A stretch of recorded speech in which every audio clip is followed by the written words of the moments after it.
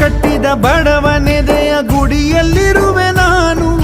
ಬೆಳೆಯ ನಡುವೆ ರೈತ ಬಸಿದ ಬೆವರಲ್ಲಿರುವೆ ನಾನು. ಕೆಲಸ ನಿನದೆ ಫಲವು ನಿನದೆ ಛಲದ ಒಡೆಯ ನೀನು. ಇದನ್ನು ಮರೆತು ನನಗೆ ನಮಿಸಿ ಶ್ರಮವ ಪಡುವೆ ನೀನು. ಬಿಡು ಮತಗಳ ಜಗಳ, ಇದೇ ಕೆಲಸವು ಬಹಳ. ನನ್ನ ಒಲಿಸಲು ಮರುಳ, ಇರೋ ಮಾರ್ಗವು ಸರಳ. ನನ್ನ ಸೇರ